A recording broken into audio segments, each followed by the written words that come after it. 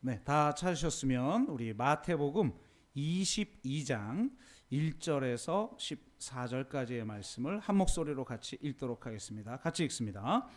예수께서 다시 비유로 대답하여 이르시되 천국은 마치 자기 아들을 위하여 혼인잔치를 베푼 어떤 임금과 같으니 그 종들을 보내어 그 청한 사람들을 혼인잔치에 오라 하였더니 오기를 싫어하거늘 다시 다른 종들을 보내며 이르되 청한 사람들에게 이르기를 내가 오찬을 준비하되 나의 소와 살진 짐승을 잡고 모든 것을 갖추었으니 혼인잔치에 오소서 하라 하였더니 그들이 돌아보지도 않고 한 사람은 자기 밭으로 한 사람은 자기 사업하러 가고 그 남은 자들은 종들을 잡아 모욕하고 죽이니 임금이 노하여 군대를 보내어 그 살인한 자들을 진멸하고 그 동네를 불사르고 이에 종들에게 이르되 혼인잔치는 준비되었으나 청한 사람들은 합당하지 아니하니 내 거리 길에 가서 사람을 만나는 대로 혼인잔치에 청하여 오라 한데 종들이 길에 나가 악한 자나 선한 자나 만나는 대로 모두 데려오니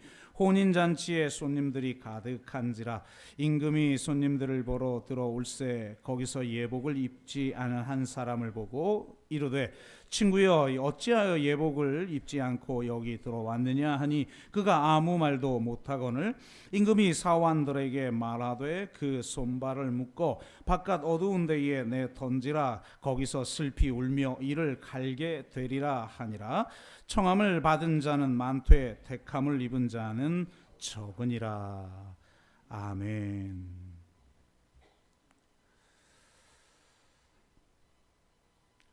네. 요즘 그 수요 영성 집회 때 제가 설교할 때는 사사기 말씀을 순서대로 나누고 있는데요. 지난주 그리고 3주 전 두 번에 거쳐 사사 기드온에 대해서 말씀을 나누었습니다. 기드온에 대한 첫 번째 설교와 두 번째 설교 사이에 역사의 그늘에 서서라는 책을 제가 읽었습니다. 패친이 소개한 글을 읽고 구입하여 읽었는데요. 히틀러 치하에서 모든 교회가 히틀러를 찬양할 때 히틀러에게 저항한 소수의 교회가 있었어요. 바로 그 교회가 고백교회들입니다. 고백교회에 속한 목회자들은 수용소에 끌려가기도 하고 죽기도 하죠. 마르틴 위밀러, 헬무트 골비처, 칼 바르트, 디트리트 본헤퍼 등이 고백교회의 지도자들이었는데요. 바로 이 고백교회 목사들의 설교를 모은 것이 역사의 그늘에 서서라는 책입니다. 이 설교들 중에 본회퍼의 설교가 있다라는 그 패친의 글을 읽고 제가 무조건 구입하여 읽었습니다.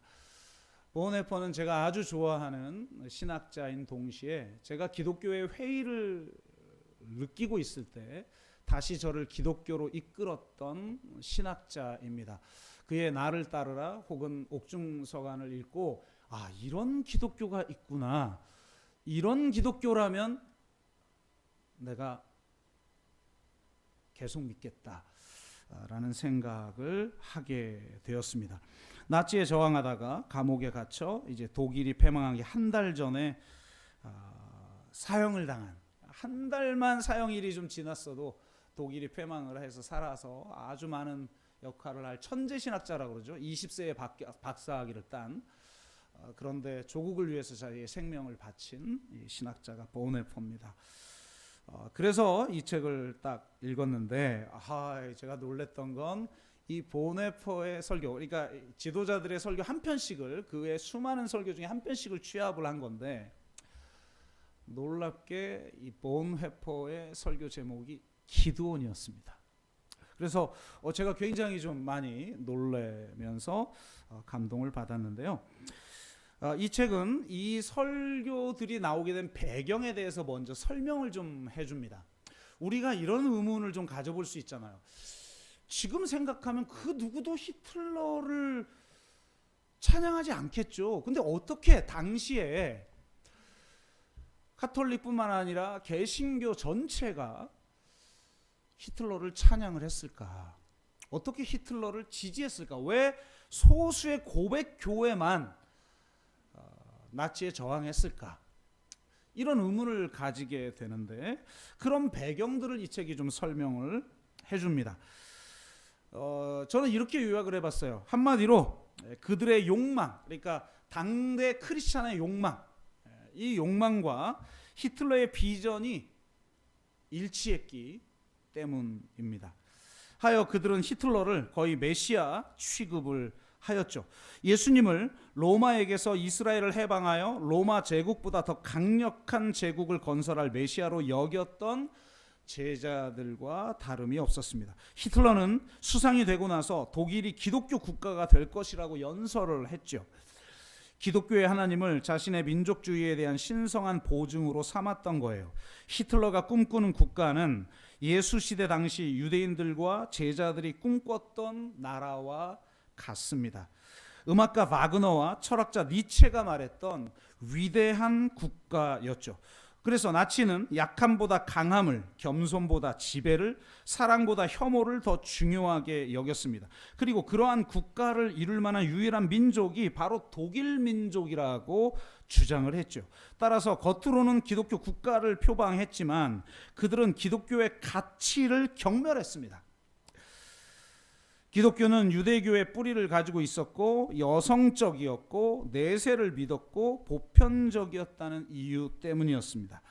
그들에게 죄의 용서는 약함과 수동성을 나타낼 뿐이었던 거죠. 이런 가치를 가지고 있었기 때문에 나치는 정권 초반부터 T4라고 하는 장애인 학살 프로그램을 탄생시켰습니다. 이번 주에 설교 준비하면서 알게 된 건데 T4라는 노래가 있더군요.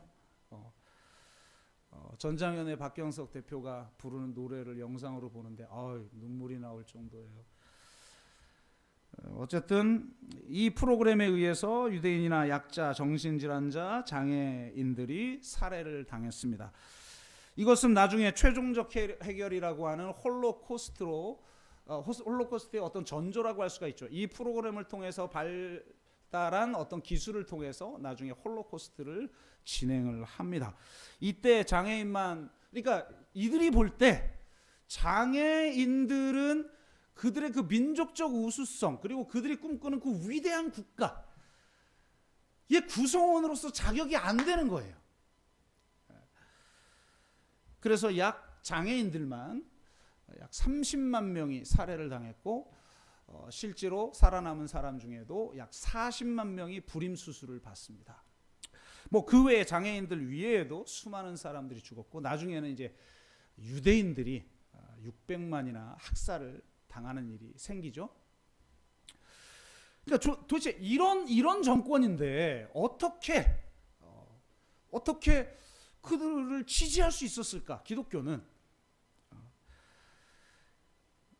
참 우리는 의아한데 실제로는 겉으로는 기독교를 주장하지만 실제로는 기독교의 가치를 추구하진 않는다는 거예요. 한국교회도 마찬가지로 예수를 믿어요. 예수는 믿어. 근데 예수의 가치와 정신은 사실 안 믿어요. 우리의 가치, 우리가 추구하는 가치와 우리의 정신, 우리의 욕망은 세상하고 다를 바 없어요. 다만 예수를 믿을 뿐인 거죠. 그러니까 이때 기독교가 이랬다는 거예요. 그러니까 이런 상황에서 예수 그리스도와 십자가, 은혜의 복음과 약자들의 복음을 지켜내기 위해 히틀러와 싸운 사람들이 바로 고백교회 목회자들이었던 겁니다. 그들의 설교에서 강조하는 예수 그리스도만이 참된 주라는 고백은 히틀러에 대한 저항이었고, 은혜의 복음과 약자들의 복음은 나치의 가치에 대한 저항이었던 것이죠. 그러니까 그런 상황에서 보네퍼가 이 기도원에 대해서 설교를 했던 상황을 한번 생각해 보세요.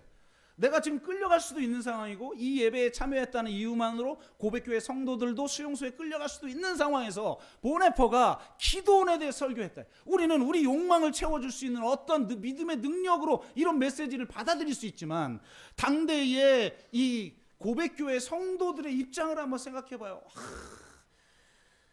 거대한 미디안 족속 앞에서 선 기드온의 300 용사들처럼 거대한 히틀러의 세력 앞에 선 소수의 사람들이 결국은 승리하게 될 것이라는 이 메시지를 듣고 고백교회 성도들이 얼마나 큰 위로와 희망을 가지게 됐냐는 거예요. 그러니까 진짜 성경은 진짜 좁은 길로 가는 진정한 제자들에게만 진리인 거예요.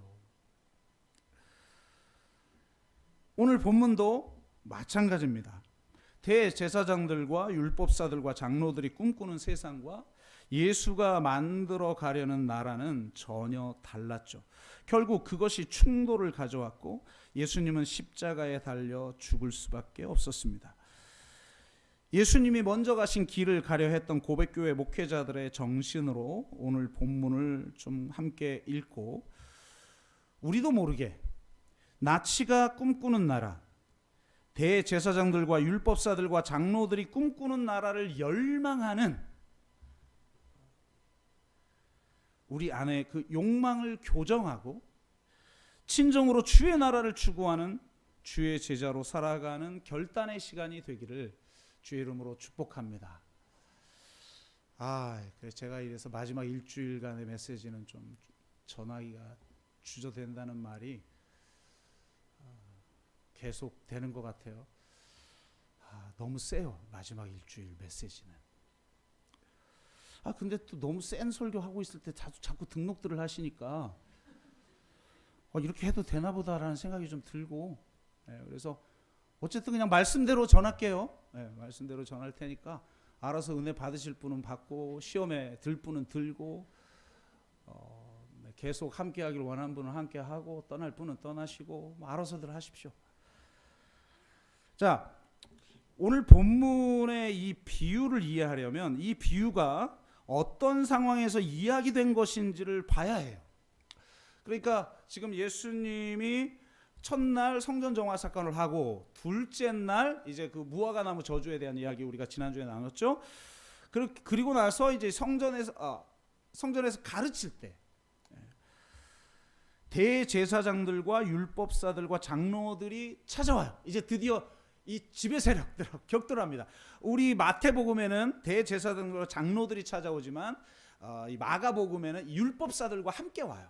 그러니까 당대 이 유대 땅을 지배했던 그 당시에는 종교와 정치 이게 구분이 안 됐으니까 그 권력자들 혹은 율법사들, 신학자들이죠. 우리식으로 말하면 신학자들 혹은 목회자들 혹은 영성가들 이들이 총출동한 거죠. 그래서 예수님하고 격돌합니다. 먼저 당신이 이렇게 하는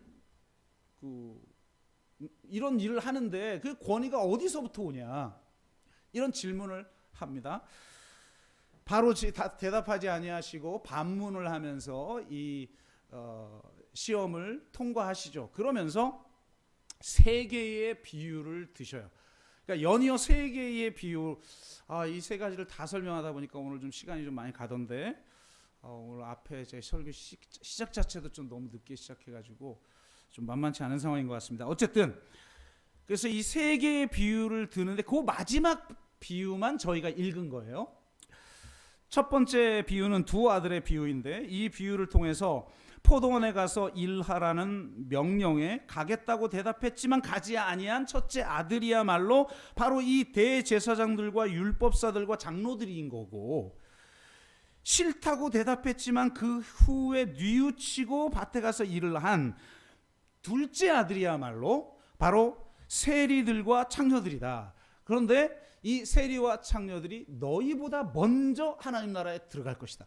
와, 이거는 정말 엄청난 충돌이죠. 자, 대제사장, 당대 최고의 권력자네요. 대제사장들이 온 거예요. 한 명만 온 게 아니라 원래는 한 명이어야 되는데 이 정치적인 아주 복잡한 상황에서 여러 대제사장들이 있었단 말이에요. 그러니까 그 제사장들이 그리고 율법사들이 그리고 이 장로들, 이 장로들은 우리 요즘 말하는 교회 장로가 아니라 그 사내들인을 이렇게 지배하고 있는 원로 같은 이런 거란 말이에요. 그러니까 그런 자들 너희들이 그렇게 멸시하고 절대로 하나님 나라에 들어올 수 없다고 생각하는, 하나님의 집에 들어오지 못하고 또 성전에도 들어올 수 없는 세리와 이 창녀들이 너희보다 먼저 하나님 나라에 들어가. 와, 이건 정말 도저히 이들로서는 이해할 수 없는 거야. 어떻게 창녀들과 세리들이 먼저 들어갈 수 있는 나라라는 게 가능하냐. 그들이 꿈꿨던 나라, 메시아가 와서 해방하여 새롭게 이룰 나라, 그 나라 상으로는 도저히 이해할 수가 없는 거예요. 이런 질서, 이런 가치는.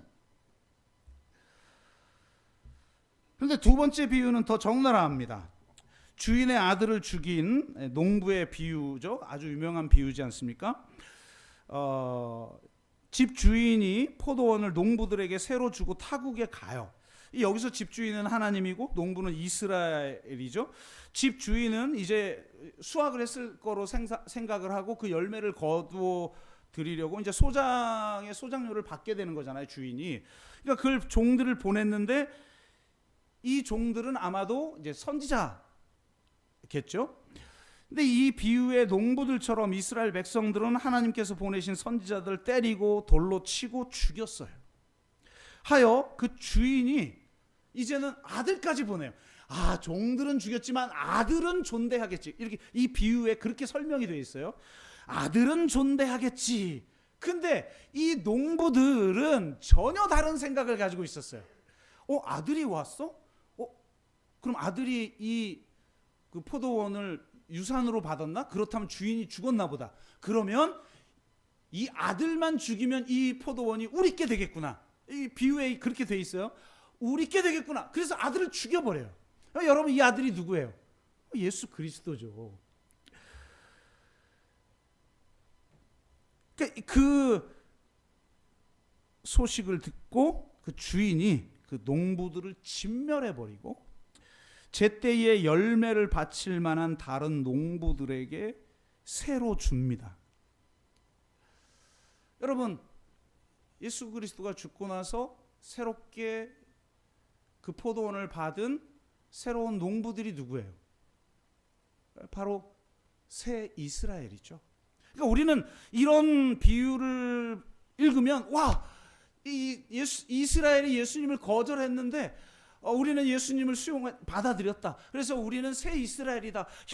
저들이 누리지 못한 은혜를 우리는 누리게 됐구나. 이러면서 막 은혜를 받는단 말이에요. 그러니까 우리는 성경을 읽을 때 실제로 우리 자신에게 적용될 설교는 별로 없는 거예요.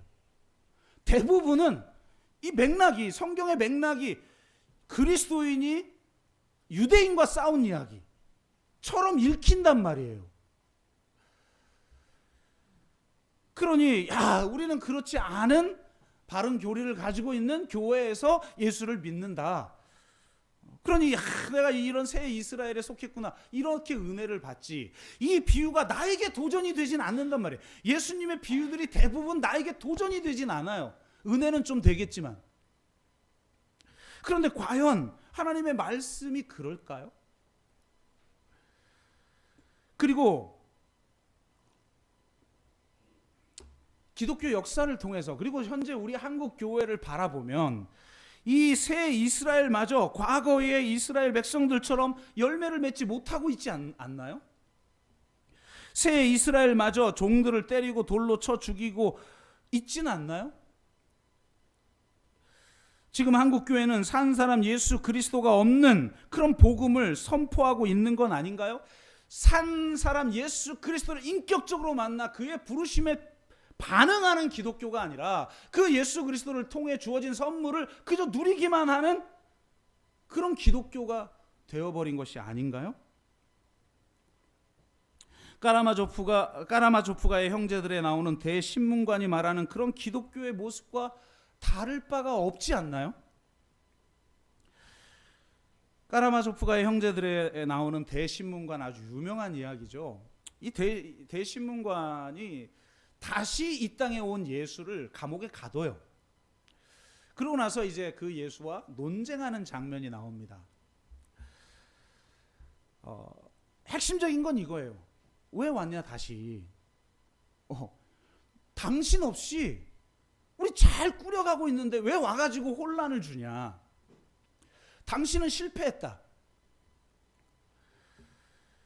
당신은 새로운 나라를 출범시키면서, 그러니까 제 용어로 좀 바꿔서 설명을 해볼게요.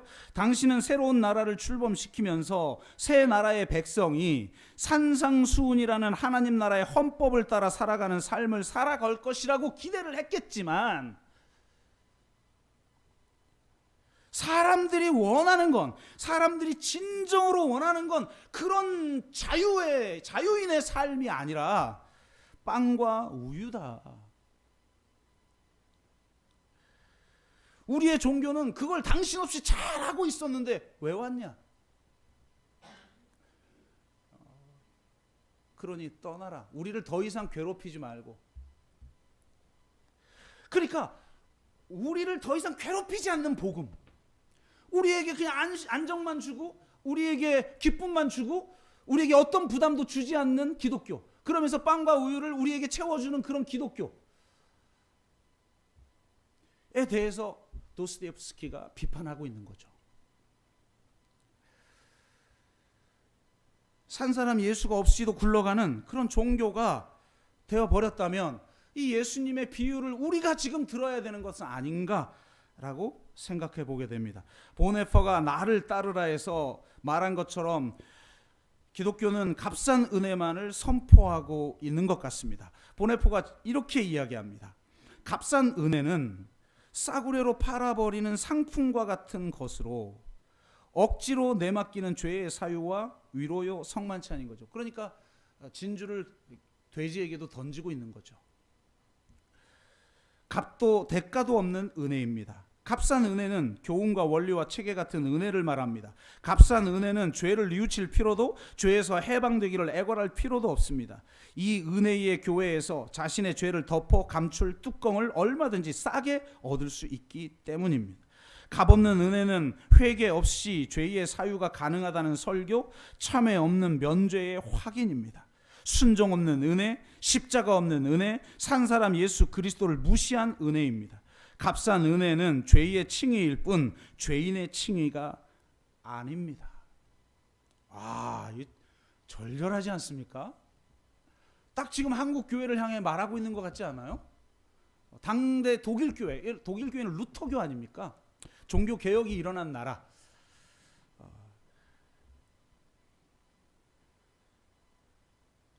그러니까 예수의 비유는 지금 우리에게 적용되어야 할 비유인 것이죠.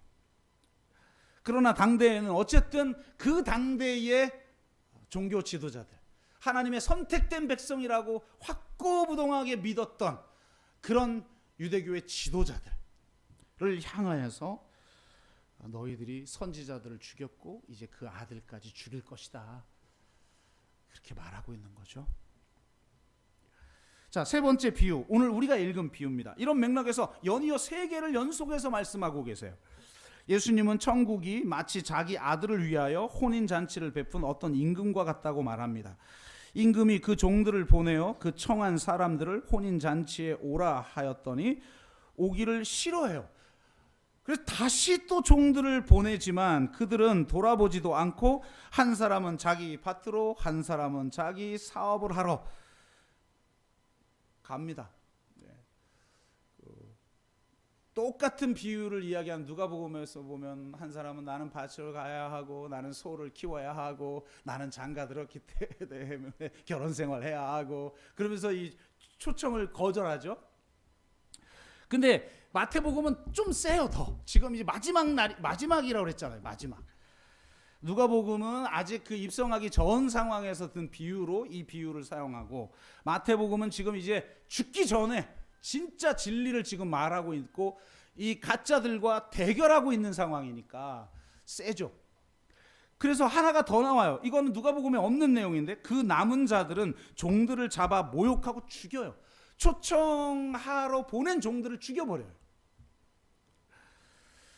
어쩌면 우리가 그러고 있을 수 있겠어요. 진짜 복음이 무엇인지를 말하는 그 종들을 잡아 죽이고 모욕하고 있진 않은지, 아니면 그렇진 않더라도 최소한 나는 지금 내 밭으로 가서 일해야 합니다, 나는 내 사업을 해야 합니다, 그러니 당신의 나라 내가 관심 없습니다, 이런 거죠. 그러니까 임금은 노하여 군대를 보내어 그 살인한 자들을 진멸하고 그 동네를 불사르고 종들에게 말하죠. 혼인잔치는 준비되었으나 청한 사람들은 합당하지 아니하니 내 거리 길에 가서 사람들을 만나는 대로 혼인잔치에 청하여 오라. 동일한 비유인 누가복음 14장을 보면 이렇게 이야기를 하죠. 주인이, 여기는 임금이 아니라 그냥 주인이라고 말을 해요. 이 주인이 빨리 시내의 거리와 골목으로 나가서 가난한 자들과 몸 불편한 자들과 맹인들과 저는 자들을 데려오라. 그래서 가서 데려와요. 그런데 아직도 자리가 있어. 그러니까 다시 강조하죠. 길과 산울타리로 가로 나가서 사람을 강권하여 데려다가 내 집을 채우라. 우리 그 전도 행사할 때 이거 가장 많이 사용되는 본문 아닙니까? 이게 전도에 대한 내용이에요? 이게 본문이? 아니잖아요. 14장은 그런 맥락이 아니잖아요. 당신의 나라가 어떤 나라인지, 이 세상 나라와 어떻게 성격이 다른지를 보여주고 있는 거죠. 그래서 14장 초반부에는 예수님이 자신을 초대한 바리새인을 향해 이렇게 말해요. 12절 13절 벗이나 형제나 친척이나 부한 이웃을 청하지 말고 차라리 가난한 자들과 몸 불편한 자들과 저는 자들과 맹인들을 청하라. 유대인들은 그럴 리가 없죠. 결코 몸 불편한 자들과 가난한 자들과 맹인과 저는 자들을 초대하지 않아요. 왜? 그들은 하나님의 집, 즉 하나님의 백성의 공동체에 들어올 자격이 없는 사람들이고 심지어 성전 자체에서 예배할 수도 없는 사람들인 거예요. 그런데 그들을 초대한다? 여러분도 그렇잖아요. 이왕이면 나에게 혜택을 줄 사람하고 친해지고 싶지, 다시는 갚을지 못한 사람들과 잠깐 시에는 베풀죠. 근데 이건 지금 같은 나라의 백성이 된다는 것 아닙니까? 한 공동체의 일원으로 그 죄인들을, 그 세리를, 창녀를, 그 죄인들을 한 공동체원으로 받아들이는 거 아니에요. 내가 공동체원 바깥에 놓고 가끔 시혜를 베풀 수는 있어요. 근데 한 공동체, 한 몸, 한 사람이 되고 싶다, 된다고? 말이 안 되는 거예요. 근데 그의 나라는 그런 가치가 지배되는 나라라는 거예요. 하나님의 은혜가 지배하는 나라는 이 세상의 가치관을 완전히 뒤집어 엎는다는 거예요. 그래서 이 말을 하면서 너희들 높아지고자 하는 자는 나아지게 될 것이고 낮아진 자는 다 높아지게 될 것이다, 이렇게 말하는 거예요. 그런 질서가 있는 새로운 나라를 내가 세우러 왔다는 거예요. 이러니 이들하고 충돌하지 않을 수가 있습니까? 여러분, 예수님이 첫날 성전 정화를 하신 다음에 행하신 일이 있어요. 제가 넘어갔지만 완전히 성전 정화 다 뒤집은 다음에 바로 너희가 이 강도의 구렬로 만드는구나 이렇고 나서 바로 그 다음 절, 그래, 이런 구절이 있습니다. 21장 14절 맹인과 저는 자들이 성전에서 예수께 나오매 고치시니. 와, 대표적인 사람, 하나님의 백성이 될 수 없고 하나님의 집의 일원이 될 수 없는 그런 대표적인 사람이 지금 성전에 예수가 있다는 말을 듣고 나와 예수님이 그들을 고쳐요. 그 말은 그들을 지금 하나님 나라의 백성의 공동체의 일원으로 삼았다는 거예요. 이 이야기를 이해하려면 사무엘하 5장을 이해해야 돼요. 왜 맹인과 저는 자들을 고치는 사건이 성전 정화 이후에 나오는가? 여러분이 잘 아시듯이 이스라엘 역사를 보면 초대 왕이 사울 왕이었는데 사울 왕이 이제 폭정을 하고 그래서 결국은 갈라지죠. 이제 다윗, 수많은 억울한 사람들, 이런 사람들이 아둘람굴에 모여서 다윗을 따르기 시작합니다. 그러니까 마치 그 우리식으로 말하면 임꺽정, 뭐 홍길동 그런 거죠. 지금 이 다윗이. 그래서 결국은 나중에 남유다가 헤브론에서 다윗을 왕으로 삼고 사울 왕의 세력과 더 큰 세력이죠. 갈등을 해요. 그러다가 사울이 죽고 두 나라가 통일 왕국을 이룹니다. 그래서 이스라엘 장로들이 찾아와서 다윗에게 당신이 왕이 되달라. 그래서 통일 이스라엘의 왕이 됩니다. 다윗이. 그러면 그때 당시 남유다를 헤브론에서 다스렸단 말이죠. 그런데 통일 왕국이 됐으니 헤브론에서 통치하긴 좀 이 나머지 국가들이 나머지 지파들이 좀 찝찝할 거 아니에요. 그래서 그때 역사의 정면에 드디어 드러나는 도시가 있었으니 바로 예루살렘이에요. 이 예루살렘은 아직 이스라엘이 정복하지 못한 성이에요. 그리고 이 성은 여부스 족속이 지배하고 있었던 성이었어요. 그래서 그는 수도를 삼기 위해 예루살렘을 수도로 삼기 위해 예루살렘을 공략합니다. 다윗이. 이때 여부스 사람들이 생각해 보세요. 사사기 그 전체 몇백 년 동안도 침략당하지 않았어요. 예루살렘. 감히 천혜의 요새거든요. 예루살렘은. 그런데 다윗이라는 자가 자기들을 공격하겠다. 웃긴 거예요. 그래서 뭐라고 사무엘하 5장에 보면 뭐라고 말을 하냐면 네가 결코 이리로 들어오지 못하리라. 드디어 중요한 단어가 나옵니다. 맹인과 다리 저는 자라도 너를 물리칠 것이다. 맹인과 저는 자도 너를 물리칠 거야. 그러니까 아주 다윗을 우습게 본 거죠. 그러니까 다윗이 야마가 돌았어요. 그래가지고 열받아서 뭐라고 지금 부하들에게 말을 하냐면 누구든지 여부스 사람을 치거든 물 깃는 대로 올라가서 다윗의 마음에 미워하는 다리 저는 사람과 맹인을 치라. 그러니까 여부스 족속 내에 있는 이 맹인과 저는 자라도 다윗을 이길 거라고 했던 그들을 먼저 치라는 거예요. 아유, 다윗도 참 찌질이죠. 네. 그래서 생긴 이스라엘의 속담이 있어요. 거기 그렇게 그대로 써 있어요. 이 사건으로 인해 맹인과 다리 저는 사람은 집에 들어오지 못하리라 라는 속담이 있다는 거예요. 우리 아니땡 굴뚝에 열기나 다 알잖아요. 우리 지금 굴뚝 하나도 없는데 이 속담이 시대를 초월해서 예수 시대에도 있는 거예요. 맹인과 다리 저는 자는 집에 들어오지 못하리라. 하나님의 집에 들어올 수 없는 대표적인 사람들, 맹인과 저는 자들. 근데 그들을 하나님의 성전에서 고쳐주시는 거예요. 예수가 이 땅에 오셔서 새롭게 이루려는 나라는 우리 같은 자들, 그리고 세리 같은 자들, 창녀들, 가난한 자들,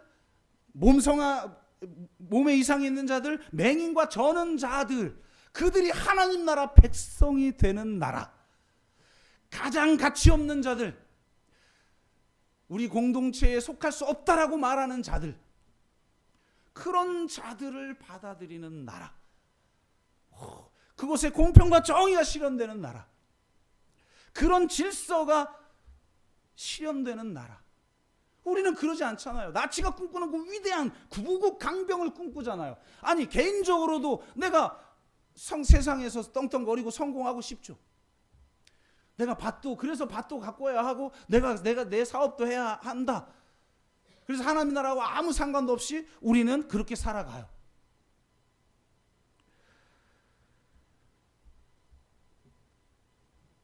대제사장들과 율법사들과 장로들이 꿈꾸는 나라는 맹인과 저는 자들이 들어올 수 없는 나라예요. 그것은 히틀러가 꿈꾸는 위대한 나라였죠. 약함보다 강함이, 겸손보다 지배가, 사랑보다 혐오가 지배하는 그런 나라였습니다. 하지만 예수의 나라는 세리와 창녀가 먼저 들어가는 나라입니다. 가난한 자들과 몸 불편한 자들과 저는 자들과 맹인들이 참여하는 나라입니다. 그러니까 진짜 기독교가 하나님의 나라를 누리고 있다면, 그리고 기독교가 영향력을 끼쳐 이 나라 가운데 하나님의 나라가 이루어졌다면 그럴까 아닐까를 판별하는 기준이 뭐냐면 바로 이 세리와 창녀들, 그 다음에 가난한 자들, 그리고 장애인, 맹인과 저는 자들을 수용하고 소중히 여기는 가치가 실현되는 사회인가라는 거예요. 이 사회가 그렇습니까? 그러지 못하니까 그냥 자기 온몸을 던져서 그냥 막 시위하고 그래야만 겨우 관심을 가지고 그런 세상 아니에요. 그런데 우리는 기독교는 가장 세상적인 가치관을 지금 닮아버린 그런 종교가 되어버린 거 아닙니까? 하나님의 나라는 아무 자격이 없어도 무조건적으로 초대되는 나라입니다. 이 세상의 가치와 질서를 근본적으로 뒤집는 나라예요. 높아지고자 하는 자는 낮아지고 낮아지고자 하는 자는 높아지는 나라인 것입니다. 이것이 은혜의 나라요, 이것이 사랑의 나라의 성격인 것입니다. 우리는 그런 가치를 가지고 그런 공동체를 세워나가려고 헌신하고 있는가? 이 세상을 그런 나라가 되게 하기 위해서 우리는 내 삶의 현장에서, 부름받은 현장에서, 내 일터에서, 우리 지역에서, 그리고 내가 속한 나라에서 그런 삶을 추구하고 있는가? 그리고 정말 그런 나라를 이루기 위해서 죽으신 예수 그리스도를 증언하며 살아가고 있는가? 돌아봐야 하는 것이죠. 그런데 정말 우리에게 지금 두려움을 주는 건 이 비유가 여기에서 끝나는 게 아니라는 거예요. 이 비유를 보면 임금이 손님들을 보러 들어오는데 거기에 예복을 입지 않은 한 사람을 발견해요. 초대받은 사람은 초대한 사람의 명예에 걸맞는 예복을 입고 잔치에 참여하는 게 이 시대의 풍습이었어요. 그래서 심지어는 특별한 이유로 예복을 입지 못하고 오든지 형편이 안 돼 못 입는다면 그 사람이 예복을 입고 들어올 수 있도록 주최 측에서, 잔치를 베푸는 측에서 예복을 준비해놔요. 그걸 입고 들어와도 되는 거예요. 그런데 그걸 무시한 거예요. 그 주인의 명예를 완전히 더럽힌 거죠. 그러니까 임금이 사환들에게 명령해서 그 손발을 묶어 바깥 어두운 데에 내 던지라. 거기서 슬피 울며 이를 갈게 되리라. 이렇게 말합니다. 하나님의 나라는 전적인 은혜의 나라입니다. 세리와 장녀가, 가난한 자들과 몸 불편한 자들과 저는 자들과 맹인들이, 그리고 죄인들이 아무 자격이 없어도 무조건적으로 환대받는 나라입니다. 하지만 여기서 끝나는 게 아니라는 겁니다. 이 나라는 주인의 명예에 걸맞는 예복을 입어야 되는 것입니다. 예복은 예수님이 입성하여 계속해서 강조한 것처럼 열매 맺는 삶을 의미합니다. 왕 같은 제사장으로 살아가는 삶을 의미합니다. 거룩한 신부로 살아가는 삶입니다. 하나님의 나라와 그의 의를 구하는 삶이죠. 불순종한, 이 비유에서, 세 개의 비유에서 말한 것처럼 불순종한 첫째 아들이 실패했고 아들까지 죽인 탐욕스러운 농부들이 실패했으며 생존의 목을 매느라 청함을 거절한 사람들이 실패했던 바로 그 일들을 해내도록 하기 위해서 전적인 은혜를 우리에게 주신 거예요. 그 은혜의 힘이 아니면 그 일을 해낼 수 없기 때문에 오늘 대표기도 기도해 주신 것처럼 증명이 됐잖아요. 우리는 그걸 해낼 수 있는 사람이 아니에요. 그래서 하나님은 전적인 은혜로, 완전한 사랑으로, 자기 아들까지 십자가에 내어주시는 사랑으로, 주님께서는 자신의 생명을 십자가에 내어주시는 그 사랑으로 우리를 받아들였어요. 하나님 나라 백성으로, 하나님의 자녀로. 그런데 거기서 끝나는 게 아니라는 겁니다. 우리는 예복을 입어야 되는 것입니다. 그렇게 은혜를 우리에게 부어주신 하나님의 구원의 그 목적에 부합하는 삶을 살아야 하는 거예요. 누가복음 14장을 보면 그냥 강권하여 잔치에 데리고 와라, 내 집을 채워라 이러고 와서 채우는 걸로 끝나요. 얼마나 좋아요. 근데 왜 이 마태복음은 이렇게 세게 마무리를 할까? 이런 생각을 우리는 해보죠. 하지만 마태복음 14장도 사실은 그대로 끝나지 않는다는 겁니다. 누가복음 14장에 보면 이 놀라운 잔치의 비유, 그냥 가서 뭐 가난한 자들과 몸 성치 않는 자들과 맹인과 저는 자들로 채우라고 해놓고 나서 그 비유를 마치자마자 25절에 이렇게 돼 있어요. 수많은 무리가 함께 갈새 예수께서 돌이키사 이르시되. 여러분 보세요. 와, 뭐 세리도 뭐 저기 뭐죠? 창녀들도, 그다음에 저는 자들도, 맹인도, 뭐 가난한 자들도 다 내 나라에선 똑같은 국민이 될 거야. 동일하게 존귀함을 받고 자기 권리를 가지고 또 하나님 나라의 가치를 위해 살아가는 백성이 될 거야. 그러니까 얼마나 이 민중들이 열광하겠어요. 그러니까 수많은 무리들이, 아직 그 십자가의 의미를 제대로 모르는 거죠. 수많은 무리들이 따라오는 거예요. 그러자 예수께서 돌이키사 이르시되, 여러분 뭔 얘기했을까요? 찍어봐요. 그냥 은혜 얘기하고, 은혜로 우린 구원받고 은혜로 하나님의 가족 되고 뭐 이런 얘기만 하면 얼마나 좋아요.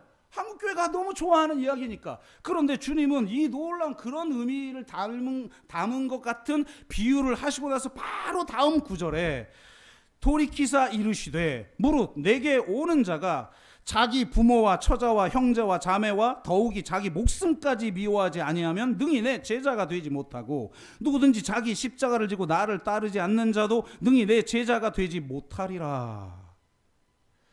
예수님은 우리가 무리가 되기를 원하는 게 아니에요. 우리가 제자가 되기를 원하는 거예요. 한국교회는 수많은 무리들로 채워진 대형 교회들로 가득한 교회가 되어버렸어요. 예수가 없이도, 나를 따르라고 말하는 예수가 없이도 다닐 수 있는 교회가 되어버렸어요. 우리의 욕망을 정당화시켜주는 교회, 그리고 아무 수고 없이 그저 은혜만 따먹어도 되는 값싼 은혜를 누리는 그런 종교가 되어버렸어요.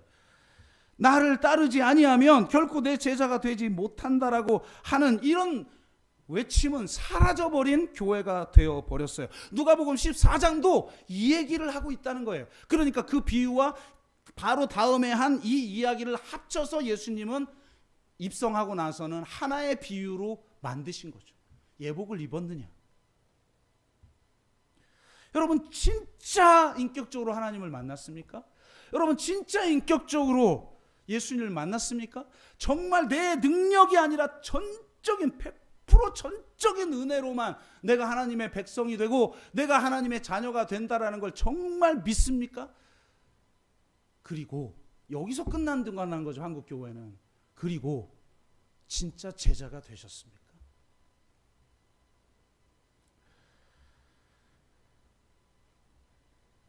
우리는 세리와 창녀, 가난한 자들과 몸 불편한 자들과 저는 자들과 맹인들과 같은 우리를 잔치에 초대하시는 하나님의 사랑에 감격합니다. 우리는 있는 모습 그대로 우리를 받아주시는 하나님의 은혜에 감동합니다. 맞아요. 이 은혜 누려야만 해요. 이 은혜 없이는 안 되는 거예요. 그런데 그것으로 끝나지 않는다는 거예요. 우리는 예복을 갖추어야 해요. 하나님은 우리를 있는 그대로 사랑하시지만 지금 있는 그대로 모습에 머물러 있기를 원치 않으세요.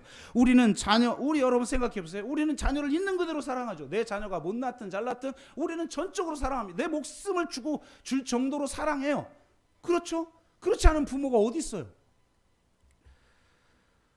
그러나 우리는 우리 자녀들이 지금 모습 그대로 있기를 원치 않죠.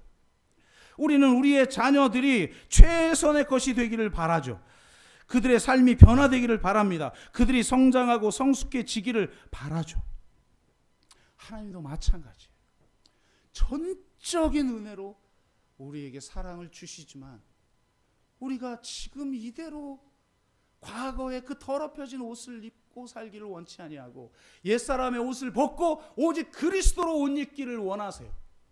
그리스도를 닮기를 원하시고 그리스도처럼 살기를 원하시고 하나님의 나라와 의를 이 땅에 세우는 삶을 보냄받은 현장에서 살기를 원하시는 것입니다.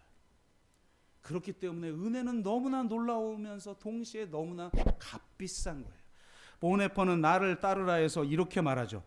은혜는 따라오라는 부름 때문에 비싸고, 부름이 없었다면 싸죠. 그냥 너무 은혜 주기만 하는데요 뭐. 그러나 예수 그리스도가 따라오라는 것 때문에 은혜예요. 하나님의 아들, 삼위일체 하나님이신 그분이 따라오라는 것이기 때문에 은혜라는 거예요. 이 은혜는 인간에게 생명을 요구하기 때문에 비싸고 동시에 인간에게 생명을 선사하기 때문에 은혜죠. 그리스도는 와서 죽으라고 우리를 부르셔요. 그래서 값비싼 거예요. 그러나 우리가 그렇게 주님의 부르심에 응할 때 우리에게 생명이 선사되기 때문에 아무 공로도 없이 생명이 선사되기 때문에 은혜인 것입니다. 은혜가 비싼 이유는 무엇보다도 하나님 자신의 아들을 대가로 세운 하나님의 희생인 때문입니다. 하나님께 비싼 것이 인간에게 쌀 리 없습니다. 은혜가 비싼 것은 예수 그리스도를 따라가는 멍에를 사람이 지도록 하기 때문이요, 그것이 은혜로운 것은 그의 멍에는 부드럽고 그의 짐은 가볍기 때문입니다. 그리스도를 따르는 건 내 생명, 내 가족까지, 내 생명까지 미워하고 자기를 부인하고 십자가를 따라, 이건 난 못해, 이건 할 수 없어. 그래서 못 따르면 그 값비싼 대가를 지불하지 않으니까 그 사람은 제자가 아니죠. 예복을 입지 않은 사람이겠죠. 그런데 놀랍게 우리가 제가 주의 멍에를 매겠습니다, 주의 그리스도를 따라 십자가를 지겠습니다 했는데, 놀랍게 십자가를 지고 나니 그 십자가가 자유이고 그 짐은 가볍고 그의 멍에는 부드럽고, 우리가 그리스도를 닮아가는 삶을 살게 되는 새로운 삶이 우리에게 주어진다는 겁니다. 세상 사람과 똑같이 생존을 위해서 나 지금 저기 밭일구로 가야 되고요, 나 지금 내 사업하러 가야 되고요 라고 하는 사람들의 그 삶하고 똑같이 밭을 갈더라도, 똑같이 사업을 하더라도 다르게 할 거 아닙니까? 다른 가치를 추구하면서 할 거 아닙니까? 그런 나라를 위해서, 그런 예수의 나라를 위해서 헌신하며 살아가는 저와 여러분 되시기를 주의 이름으로 축복합니다. 말씀을 맺습니다.